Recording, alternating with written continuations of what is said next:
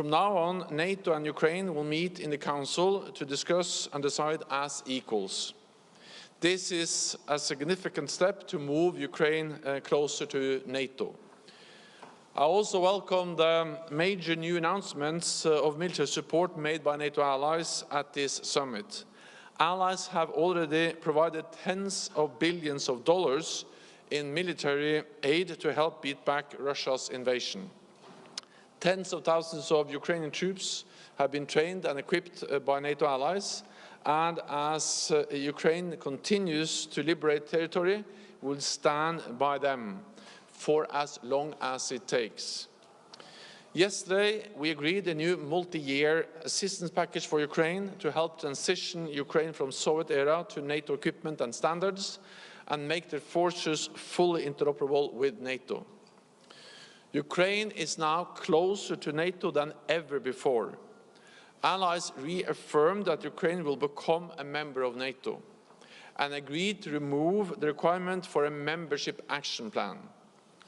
This will change Ukraine's membership path from a two-step process to a one-step process. We will issue an invitation for Ukraine to join NATO when allies agree that conditions are met. This sends a clear, strong and united message from our Vilnius summit. We must ensure that when this war ends, there are credible arrangements in place for Ukraine's security, so that history does not repeat itself. I welcome that many allies have now committed to providing long-term security assistance to Ukraine. This will help deter any future aggression from Russia after the war ends. This morning, we met with the leaders of Australia, Japan, New Zealand and South Korea, as well as the European Union.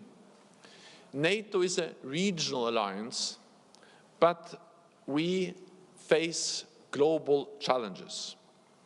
What happens in Europe matters to the Indo-Pacific. And what happens in the Indo-Pacific matters to North America and Europe. Beijing's global assertiveness and Moscow's war against Ukraine require even closer coordination between NATO, the EU, and our Indo-Pacific partners. We condemn North Korea's nuclear and missile programs, including its latest missile launch. This violates multiple UN Security Council resolutions and pose a threat to regional and global security.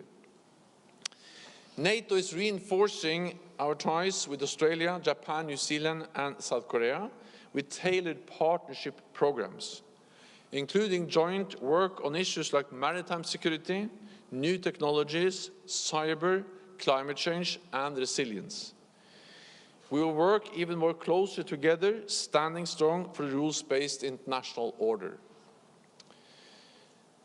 We face the most serious security situation in decades, but allies are rising to the challenge. NATO is more united.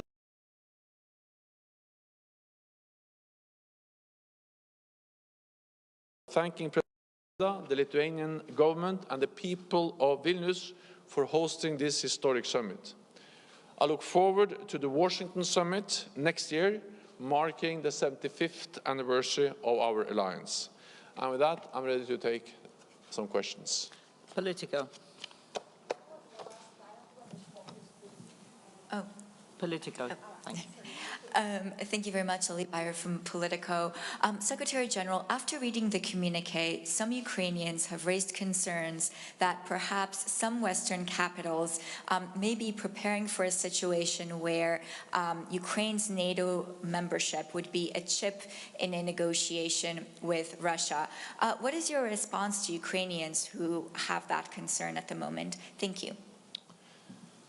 We had a very good meeting with President Zelensky and his delegation today, where he welcomed the very strong message from NATO allies. He welcomed the establishment of the NATO-Ukraine Council and also the clear commitment to move Ukraine closer to membership. So this was not an issue raised in any of those meetings. And I think it is extremely important to recognize that the decisions we have made, all NATO allies, is the strongest ever message on Ukraine and membership that this alliance ever made.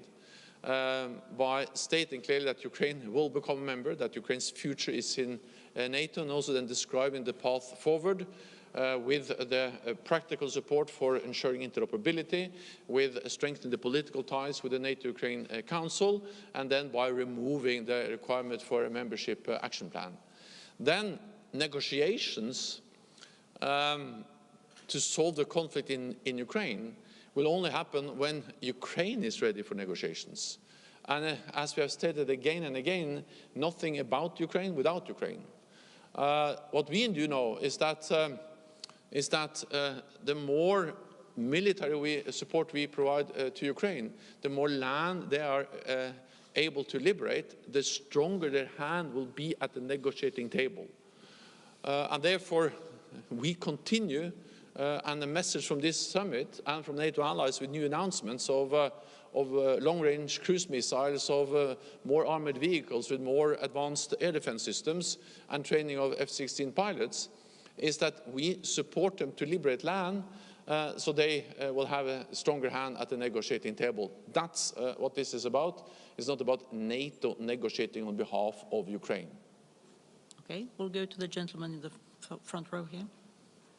Hello, Ken Moriyasu from Nikkei Asia. Secretary General, there was talk about opening a NATO liaison office in Tokyo, but that was not mentioned in the communique whatsoever. Is this plan dead, or is there plans to revive it towards the end of the year? Is opening at a different location an option? And we know that France was very much openly opposed to this plan. Were there any other countries that were opposed to the idea as well? Thank you.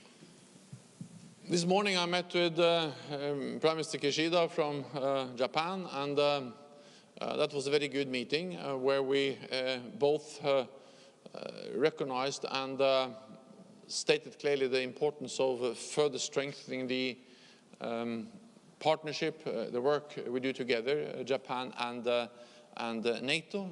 It is also Prime Minister Kishida that has so clearly stated that what happens in Europe matters for Asia, and what happens in Asia matters for Europe. And he also went to Ukraine and visited Kiev and demonstrated his clear commitment to provide support to Ukraine. We also agreed today a new individual partnership program between NATO and Ukraine, where we describe the different work strands where we are going to deepen our cooperation. This is about cyber, it's about maritime security, it's about countering hybrid threats, including disinformation, and in other areas where we see the potential for NATO and Japan working more closely together. The issue of liaison office is still on the table. It will be considered in the future. Okay. Yonhap News Agency, lady in the third row. Yeah.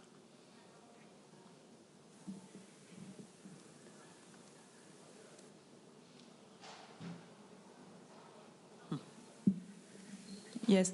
How will NATO engage more in Indo-Pacific security regarding China and North Korea? And how will the partnership with Indo-Pacific partners develop in the future?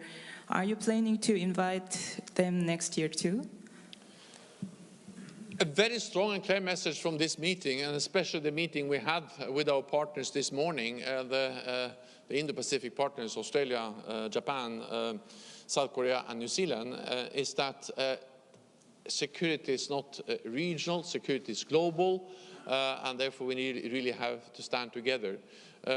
China's heavy investments in new military capabilities demonstrates that.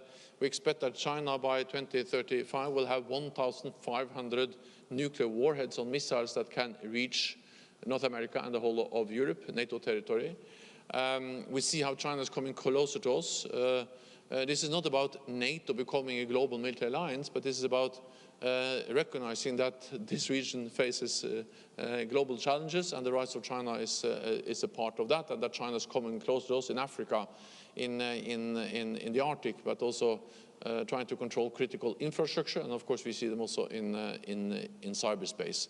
So therefore we have now different tailored programs with all our Indo-Pacific partners describing different areas, but it's very often also it's partly about cyber, countering disinformation, maritime security. There's also Japanese staff at NATO's maritime headquarters in northward in the United Kingdom.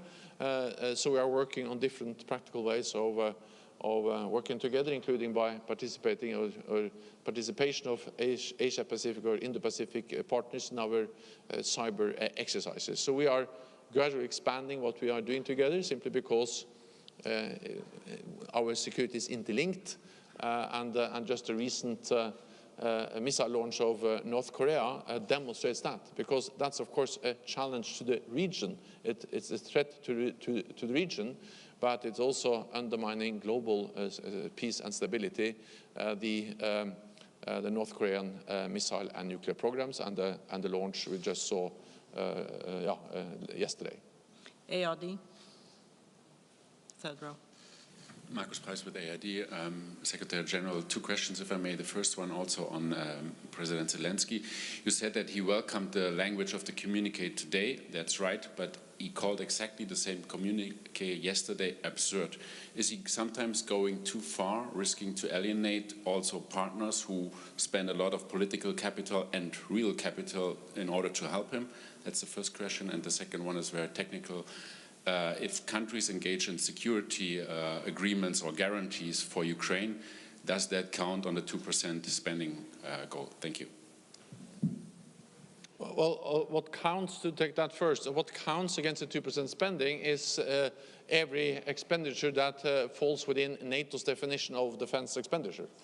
So if we speak about military expenditures, that is defined as defense expenditure according to the NATO definition, then it counts. If it doesn't fall under that definition, it doesn't count. That is the case in a way, regardless of what kind of framework this is spent within. And the first question. Now, well, also on the communique, I think, of course, we all understand the extremely difficult situation that Ukraine is in. I mean, they are in the middle of the war. There are casualties every day. There's a counteroffensive facing fierce resistance, dug in Russian forces, landmines, and a brutal warfare from the Russian side. And of course, that's also the reason why Ukraine and again has asked for more support, and also why allies have stepped up with also gradually more and more advanced weapon systems. I welcome that. Our support has evolved as the war has evolved, and our political relationships have also evolved as this war has evolved. So therefore we made the decisions at this summit.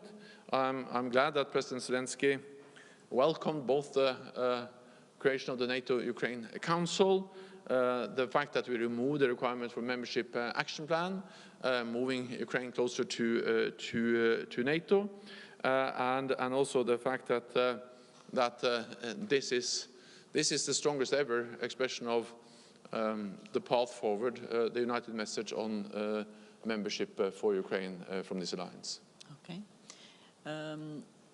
We'll go with, I think we had Reuters, AP, sorry.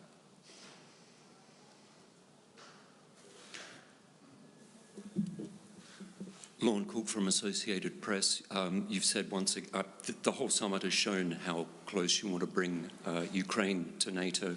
You've said that it requires credible security arrangements so these kinds of things don't happen in the future, and some of the biggest allies through the G7 have made commitments. How much appetite is there within NATO to actually go to Ukraine? What about some kind of peacekeeping mission once this is sorted out, and actually put your boots on the ground there if Ukraine can't come to NATO?